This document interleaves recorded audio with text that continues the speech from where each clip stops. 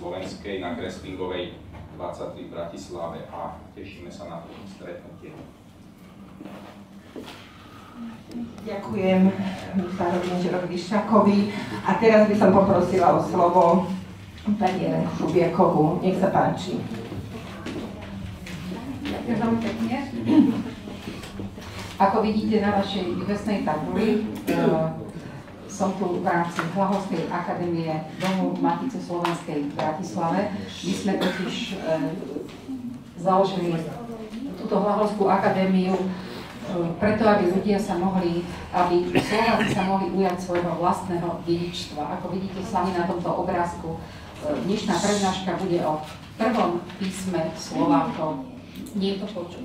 Čo je to možné? Ja by som chcela poprosiť, či to náhodou neboli Slovéni a nie Anci. O tom to budem práve hovoriť, nenechali si ma dohovoriť. Je mi jasné, že toto je neznámy pojem, v takejto forme je to neznámy. Ja sa vám budem snažiť vysvetliť, prečo si dovolíme napísať takéto niečo.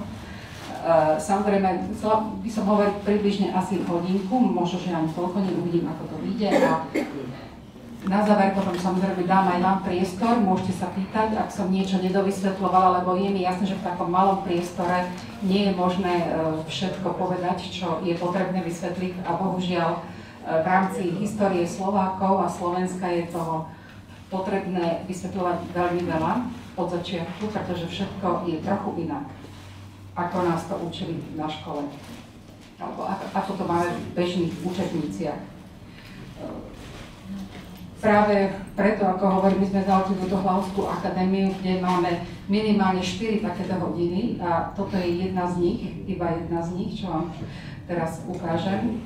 A v rámci tých 4 vysvetľujeme prvú hodinu len pojmológiu, len o tom, prečo slovenský, čo všetko to znamená a prečo si to dovolíme tvrdiť samozrejme na základe faktov a vedeckých faktov. S odvolávkami nie je problém posunúť vám zdroje, všetko veľmi rada poskytnem. Takže nemajte mi zázor, keď to nebude vyčerpávajúce, pretože hovorím, od toho je práve tá Hlaholská akadémia. Robíme ten kurz, sme skúšali teraz prvýkrát apríl, máj a dopadlo to veľmi dobre, prihlásilo sa nám okolo 60 ľudí z celého Slovenska a predstavte si, aj z istých častí Slovenska prišli z Púchova, prišli z Topolčian, z viacerých z Liptova, z Oravy, zo Žiliny nemohli prísť, tak sme sa dohodli, že budeme robiť ďalší kurz a že spravíme aj na iných miestach Slovenska. Naozaj sme mali kurz aj na Kysuciach, bol taký trošku skrátený, ale v podstate sme obsiahli celú túto tematiku. Takže vy, ak je to málo, ak vás to zaujíme, tak nech sa páči, pozývam vás na ďalší kurz, bude október, november tu v Bratislave, takže budete sa môcť v rámci Matice Slovenskej prihlásiť. Je to nakoniec, alebo teda bude to aj na stránkach Domu Matice Slovenskej v Bratislave. K tomu máme zostavený takýto šlabikár, dá sa kúpiť, už aj teraz si ho môžete zakúpiť, nie len v rámci kurzu, v predajni Matice Slovenskej v Liga Pasáži, myslím, že sa to tak volá. Som autorkou monografie o Hlaholike, kde je vlastne popísaná celá história Hlaholiky, význam Hlaholiky, aj to, aký to malo historický dosah, alebo ak to môže mať historický dosah na Slovákov. Takže táto téma je skutočne veľmi široká a zaručujem vám, že za túto hodinu to určite nebude vyčerpávajúce, nebude to všetko, takže teším sa potom na vaše otázky.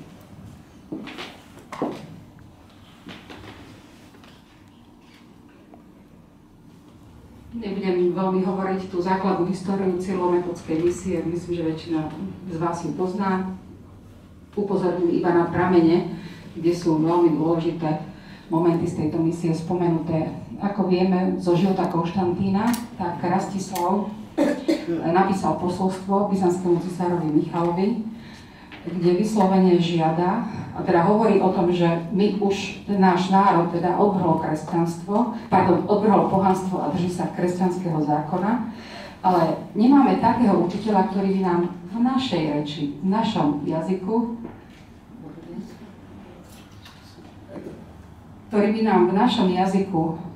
vysvetlil kresťanskú vieru a tak vlastne požiadal o dvojicu učiteľov Konštantína filozofa a svätého, teda neskôr svätých Cyrila a Metoda. Podrobne najvzácnejší prameň, ktorý k tejto téme máme o vzniku písmen, je spis o písmenách mnícha Hrabra, ktorý bol napísaný už začiatkom 10. alebo teda koncom 9. začiatkom 10. storočia. Pravdepodobným autorom je svätý Naum, jeden z učeníkov Cyrila a Metoda, kde on vlastne vysvetľuje, prečo bolo nutné špeciálne písmo pre Slovanov vôbec. On píše, ako možno dobre napísať gréckymi písmenami Bog. To B tam znamená tvrdý alebo mäkký znak, alebo život, veľmi, človek a tak ďalej. Sú tam písmená jednoducho, ktoré ani latinská, ani grécka abeceda nemala. A tak nebolo možné jednoducho poriadne zapísať žiaden zo slovanských jazykov. Potom však Boh poslal slovenskému národu Konštantína filozofa zvaného Cyrilom a ten im zostavil 38 písmen. Ďalej sa dozvedáme zo života Konštantína, ktorý bol vlastne napísaný ešte za priamej účasti toho najpovolanejšieho, a to bol jeho brat, svätý Metod. Takže určite je tam veľmi presne toto zapísané. A píše sa ten o momente vzniku týchto slovenských písmen. Na to filozof odišiel a podľa starej obyčaje oddal sa modlitbe aj so svojimi spoločníkmi. Čoskoro mu ich, teda písmená, zjavil Boh, vyslyšiavajúc modlitby svojich služobníkov, a on hneď zložil písmená a začal písať slova Evanília podľa Jána. Na počiatku bolo slovo a slovo bolo u Boha a Boh bol slovo. Tak toto je počnúc samotným vznikom toho písma, spôsobom, dátumom, ale aj obsahom vzniku prvej písomnej kultúry Slovákov, môžem povedať, že skutočne ide o unikáty. Jedným z tých unikátov je teda, že poznáme presný dátum vzniku, pretože žiadna iná kultúra nevie presný dátum vzniku svojich písomností vôbec. O tomto píše aj mních Hrabr, na to upozorňuje, že keď sa opýtate gréckych vzdelancov, kto vám zostavil písmena a kedy a v akom čase, málo kto to bude vedieť. Ale opýtate sa slovenských vzdelancov a tu každý vám hneď odpovie.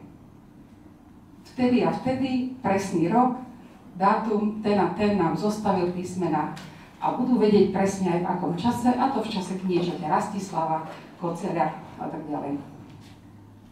Takže už toto samotné je veľmi zaujímavá vec v rámci histórie národov. No a navyše, krásny aj ten obsah toho, totiž prvé slovo, ktoré bolo napísané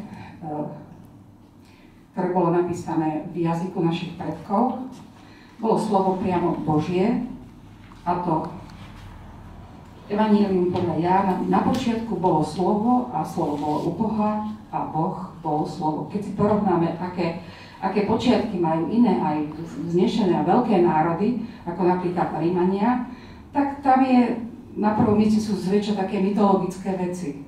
Máte u Rímanov vlčicu, ktorá odchojila Romula a Réma, tak vznikol Rím a odtiaľ Rímania a tak ďalej.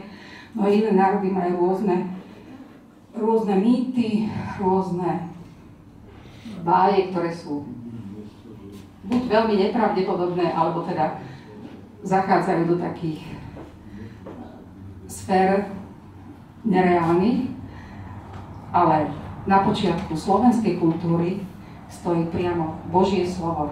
A presne vieme, kedy, kto ho napísal a čo to bolo za slovo. Takže je to samé o sebe veľmi krásne a zaujímavé. Tak keby sme už len toto brali do úvahy, tak si myslím, že náš národ naozaj skutočne má byť teda na čo hrdý. A takto asi mohli nejako vyzerať prvé písmená, ktoré Konštantín zapísal našim písmom v roku 863. Pískovi vie slovo, i slovo vie u Boga, i Boh vie slovo.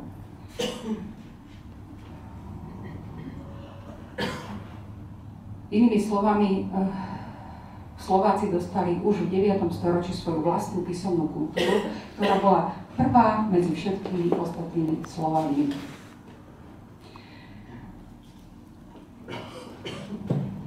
Otázka je, prečo si dovolíme tvrdiť, že práve Slováci to dostali. Keď si pozrieme jeden z najstarších prameňov o pôvode Slovanov, a to je povesť Drievnych liet, je to letopis mnícha Nestora z Kyjevsko-Pečerskej lavry z konca 11. začiatku 12. storočia, tak tento tam priamo píše.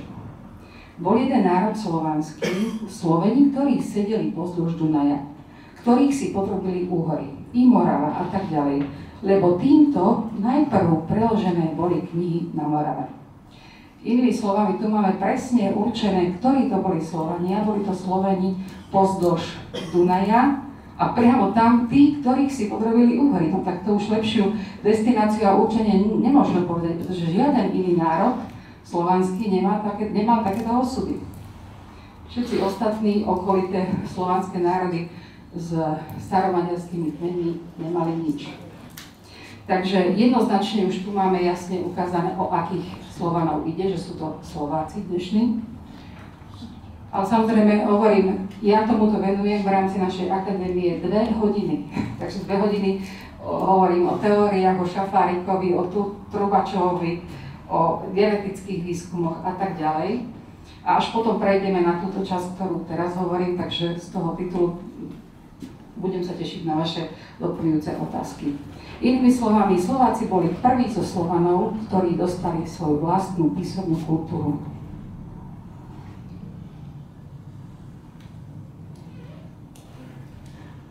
Máme tu ďalší latinský prameň očitého svedka, takzvanú rímsku legendu, ktorú napísal biskup Gauderi, ktorý priamo bol jeden z tých biskupov, ktorí svetili tých učeníkov v Ríme, keď tam prišiel Konštantín filozof s metodou. A tu sa priamo píše. Keď sa Rastislav moravskej knieža dozvedel, čo vykonal filozof v kraji Chazarov, podnietení starosťou o svoj národ vyslal poslov k spomínanému cisárovi, aby im do oných krajov poslal takého človeka, ktorý by vedel jeho ľudu dôkladne vysvetliť vieru a poriadok zákona.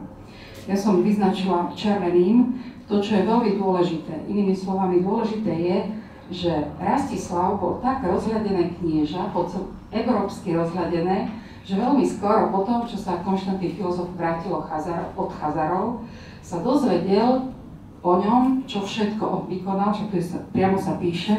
Keď sa Rastislav dozvedel, čo vykonal filozof, preto sa on obrátil do Byzancie. On veľmi dobre vedel, že keď sa obráti na Rím, takže tam nemajú nikoho, kto vie hovoriť našim jazykom a našou rečou. Takže on sa obrátil na Rím nie pretože žiadal od nich, ale pretože vedel, že jurisdične jednoducho patria pod Rím. Takže to bola formalita, ktorú musel urobiť, ale bol si vedomý, že odtiaľ mu pomôcť nemôže prísť, lebo jednoducho v Ríme nemajú človeka, ktorý by poznal a ovládal náš jazyk. Ale na druhej strane presne vedel, že v Byzancii existuje Konštantín filozof, ktorý pochádza zo Solúna, kde je jasne slovanská enkláva a že všetci, aj byzantský cisár Michal v tom živote Konštantínovom hovorí, vy ste Solúňania a vy všetci čisto slovansky hovoríte, vy rozumiete tomu jazyku. Inými slovami, Rastislav toto presne vedel a preto sa cieľene obrátil na Byzanciu. Takže také podružné motívy politické, akože chcel sa spojiť proti Frankom s Byzanciou, je to dosť nereálne, pretože politicky tie národy boli dosť ďaleko od seba, aby mohla Byzancia neviem ako pomáhať. Nehovoriac o tom, že Rastislav veľmi dobre vedel, že jednoducho oni patria pod apoštolskú stolicu v Ríme. Takže ani by si to nemohol dovoliť. Ale zase, hovorím, preto on cieľene išiel na Konštantína filozofa, o ktorom sa dozvedel. No a zárukou takej bohatej informovanosti Rastislava, kráľa Slovákov, bol jednoznačne Dunaj. Pretože Dunaj je aj doteraz najväčšia rieka, a to bol vlastne najväčší koridor, najväčšia autostráda informácií, obchodu a všetkého vôbec, celej kultúry, od nepamäti. Takže, a napokon, keď si pozrieme, ako vyzerali mapy takých najdôležitejších obchodných ciest, žltou máme vyznačenú tzv. Jantarovú cestu, ktorá viedla z Ríma do Benátok, z Benátok k Baltskému moru. A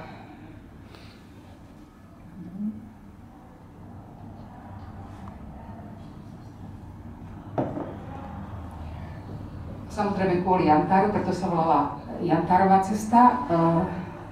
Bola to rímska cesta, stavaná rímskym vojskom, veľmi kvalitná, veľmi veľká, dalo sa ňou presúvať a tak ďalej.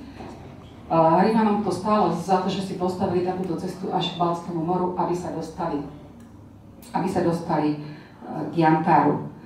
Takže tá viedla priamo k najväčšiemu brodu, ktorý bol na Dunaji v tejto našej stredoeurópskej oblasti, a to bola Bratislava. V Bratislave máme priamo ten brod, myslím, že aj teraz ešte keď robili nejaké merania, tak zistili, že naozaj je tam najbližší ten tok Dunaja a je to presne na mieste, kde je dneska most Senepa. Na tom mieste bol ten brod. A križovala ju priamo po Dunaji transkontinentálna cesta z Číny, tzv. Hodvábna cesta, ktorá viedla ku Čiernemu moru a od Čierneho mora Dunajom samozrejme do celej Európy až hore do Anglicka. Máme doložené napríklad aj ešte v 11. storočí kráľ Štefan dal povolenie dnešnému Šamorínu, predtým sa volalo Villa Sancta Marie, dostalo povolenie, že môžu predávať hodváb. Inými slovami, jasne potvrdzuje teda tú hodvábnu cestu, že tadiaľ proste išiel transkontinentálny obchod.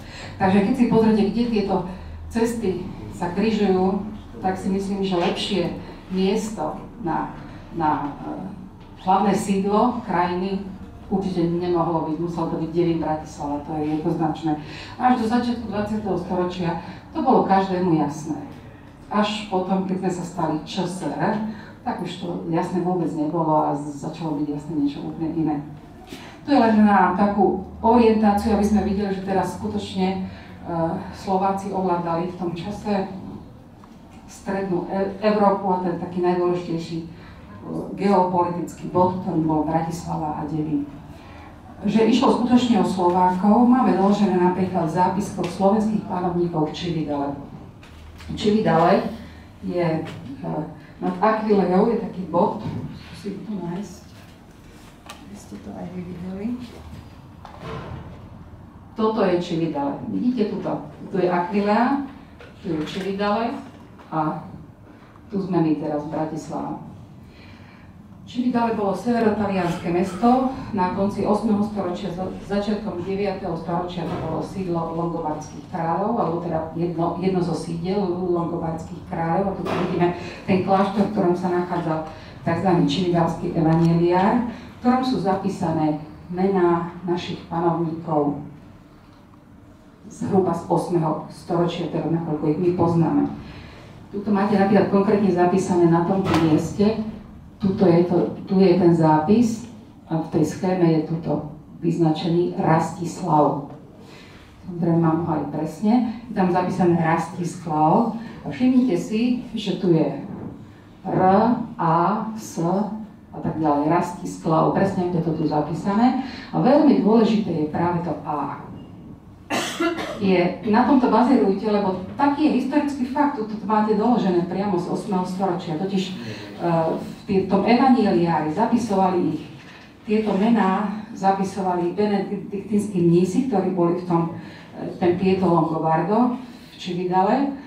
Zväčša tam to boli púte, alebo to chodili skupiny kráľov alebo bohatých ľudí, ktorí si mohli dovoliť putovať, samozrejme chudák by na to nemal.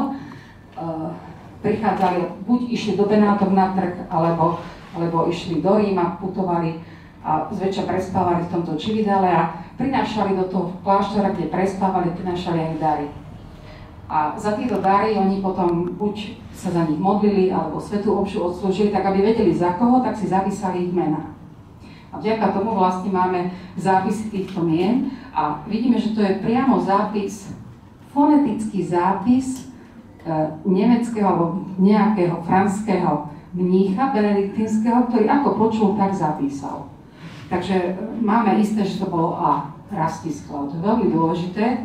Podľa mienky Jana Stanislava, ktorý robil priamo aj samozrejme spolu s inými jazykovedcami, Slovincami, Chorvátmi, Bulhármi, Srbmi a tak ďalej, robili výskumy tohto čividelského evanjeliára.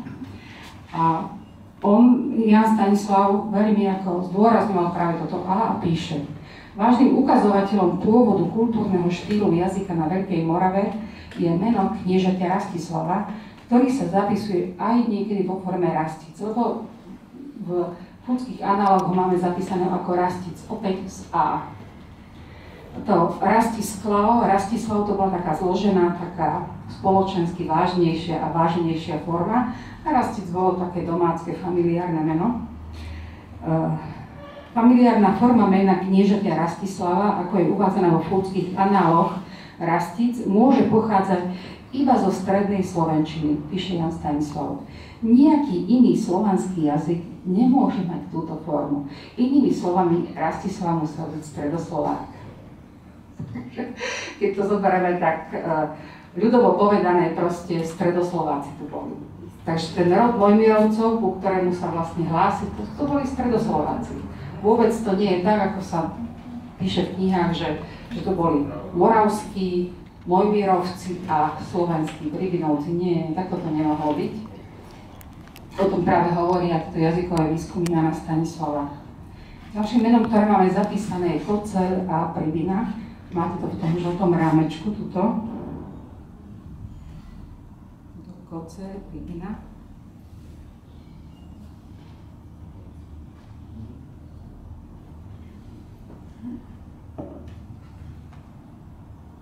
A máme zapísaného aj Svetoplúka, dokonca s jeho manželkou Svetožízňou, pravdepodobne synom Predslavou.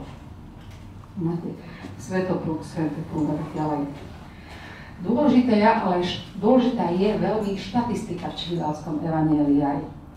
Totiž zo všetkých slovanských mien, ktoré sa tam našli ich z konca 8. a začiatku 9. storočia, podrobili rozborom, ich bolo asi 380 slovanských mien. Ale z toho 67 sa nedalo jednoznačne určiť, mohol patriť hoci ktorému zo slovanských národov. Ako príklad uvediem napríklad meno Lala. To je meno, ktoré majú všade, aj v Rusku to mali, aj u nás to bolo, aj južní Slovania mali meno Lala. Takže takéto mená museli vypustiť, lebo mohli patriť naozaj hoci komu. Ale ako sme videli napríklad zápis formou Rastic, Češi majú napríklad Roste a tak ďalej, Poliaci to, myslím, že aj Rusi majú Rosti. Takže z takých sa dalo jasne určiť, o aký jazyk ide. A práve to bola úloha tých slavistov, ktorí sa zišli a skúmali to. Z ostatných slovanských mien Slovákom patrilo približne 280, tak si to predstavte. Takmer 80 alebo 90% všetkých mien bolo slovenských, podľa tohto jazykovedného výskumu. Chorvátskych mien 14, slovinských 11, bulharských 6 a srbských 1. Tam bol, myslím, ten Mutimír, knieža, ktorého špeciálne pápež Koceľovi odporúčal, aby keď tam má Metoda za arcibiskupa, aby sa k nemu Mutimír, srbské knieža, pridal. Takže keď si predstavíte takéto štatistické rozvrstvenie Slovákov popri ostatných slovanských národov, tak si z toho musíme vyhodiť minimálne 1 až 2 určite isté veci. V prvom rade štatisticky, že to musel byť o mnoho väčší národ, keď sa ich tam toľko nazbieralo, lebo ísť do Ríma, do Benátok a priniesť dary do čividalského kláštora, spať tam alebo vôbec proste byť tam, lebo to bolo spoločensky veľmi prestížne miesto, si jednoducho nemohol dovoliť hocikto. Ak niekto išiel na nejakú, aj keď len obchodnú cestu, jednoducho si musel zobrať so sebou vojakov, vlastné veci, vozy, kone, jedlo pre nich. Proste jednoducho to si mohol dovoliť len boháč, len bohatý človek. A ešte keď mal tam ísť obchodovať, tak nejaký tovar, alebo keď mal nejaké, napríklad keď sa viedlo posolstvo, keď Rastislav poslal posolstvo do Ríma alebo do Byzancie na cisársky dvor, tak musel mať, to musela byť družina 200 až 400 ľudí. Jednoducho to muselo byť už niekto a niečo. Jednoducho byzantský cisár by nezobral, alebo teda nepripustil by na svoj dvor len tak hocikoho. Musel priniesť dary ten človek a musel byť aj spoločensky významný. Nemohol hocikto z ulice tam prísť, jednoducho, že chcem hovoriť s cisárom. Takže len toto, keď si zoberieme do úvahy, minimálne sme museli byť veľký národ, Slováci ako takí, a za druhé, museli sme mať bohatú alebo širokú vrstvu šľachticov, alebo proste tej nobility spoločenskej. To je ďalšia vec, no a tiež nezanedbateľný je pohľad kresťanstva, pretože do kláštora určite nešli pohania. Takže nie len veľký ako národ, ale ešte k tomu najkresťanskejší, dalo by sa povedať. A to presne máme zaznamenané práve v tom dopise, v tom posolstve, kde Rastislav hovorí, my sme sa už pohanstva vzdali a dodržujeme kresťanstvo, kresťanský zákon. Keď si pozriete ostatné okolité slovanské národy okolo nás, Poliaci, Češi a Slovania priľahlí, ktorí boli v celej tej oblasti českej, alebo Kyjevská Rus, to všetko boli ešte v tom čase pohania, popri nás.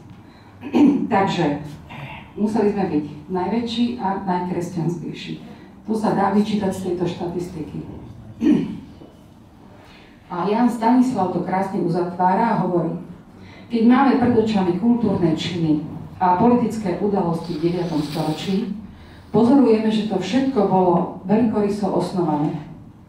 Predpokladalo to veľkú kultúrnu silu územia i národa i pevnú politickú moc, vojenskú organizovanosť, ale najmä veľké územie a početné obyvateľstvo. Politika, ktorú robili najmä Rastislav, Koceľ, Svetopluk a Cyril s Metodom, bola politikou veľmocenskou. To je to, čo som vám spomínala. Jednoducho, keby bol spoločensky nezaujímavý, alebo keby nebol dosť bohatý, tak sa nedostane vôbec ani pred cisára byzantského a možno ani pred pápežom, nie? Takže táto politika bola politikou veľmocenskou a preto je jasné, že bez veľkého územia nemožno robiť veľmocenskú politiku. Inými slovami, aj ten fakt, že viacerí grófy alebo margrófy z východofranskej ríše sa utiekali o ochranu Rastislavovi. Ak by tie krajiny neboli porovnateľné, tak by nemali šance sa tam utiekať. Tak to je ďalší taký znak, že naozaj sme boli porovnateľní s východofranskou ríšou.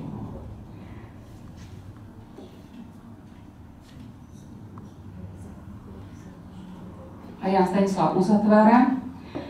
Skúmaním jazykového materiálu zo stredoveku dospievame k poznaniu, že starí Slováci boli veľkým národom.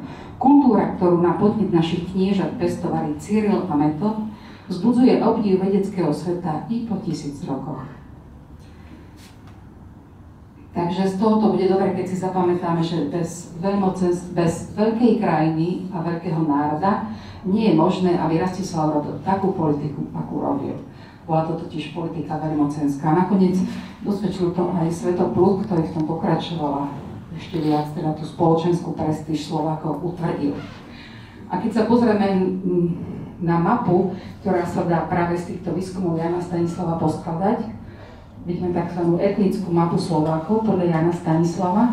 To, čo vidíte žltým, to je územie, na ktorom sa hovorilo stredoslovenským jazykom a Ján Stanislav potvrdzuje, že napríklad v oblasti Panónie až do 15. storočia. To sú dôležité závery, o ktorých sa tu ale bohužiaľ nemohlo hovoriť. V 48. roku, keď to vyšlo, konečne prvýkrát jeho veľdielo Jug Slovenska v stredoveku sa to volá, prvý, druhý diel, plus mapové prílohy, bolo to vydané v 2004 roku, nech sa páči? 3 diely. No tak to tretie bolo tie mapové prílohy, áno.